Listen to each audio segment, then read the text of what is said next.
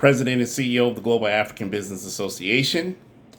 Um, just a quick note to let folks know that we are in the fourth industrial revolution.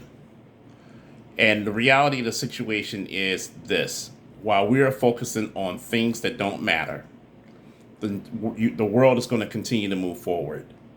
We are still arguing about infrastructure. We're still arguing about renewable energy in this country. We're still arguing about coal. We're still arguing about abortion. We're still arguing about same-sex marriage. We're still arguing about critical race theory and why we shouldn't teach Black history to white students and all that stuff. We're still arguing about things that's at the end of the day simply don't matter. And I'm telling you right now, we as Black people, have to get our stuff together. And what I mean by that, folks, is that we are now living in a geopolitical and a geoeconomical community globally. And so, we've already tried with our local Black communities in the United States. We tried all these incentives. We've tried to use the banks. We've tried to use different types of competitions to build businesses and things of that nature. And part of the issue is not just the lack of financial literacy in terms of financial education, but it's also just our mentality. And I think one of the things we need to start paying attention to is understanding that mental and spiritual poverty is a huge problem in our community.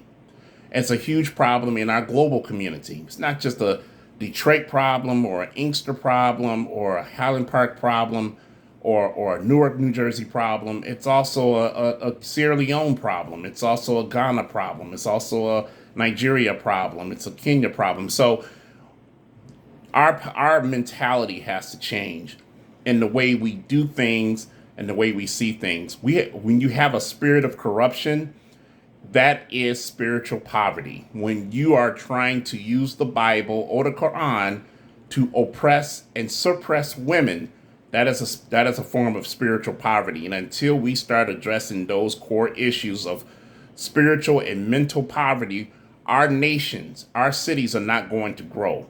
And that's just the reality of the situation. We will never have a fleet of electric buses, a fleet of electric taxis that are autonomous in Black communities. We will never have 100% virtual education in our communities. We will never be able to compete as a city or even as a Black nation, as an emerging market, to compete with the likes of Turkey and China and Japan, as long as we have a spirit of colonialism, a colonized mindset, a slave mindset, and spiritual and mental poverty that translate into physical poverty. We won't get there, folks.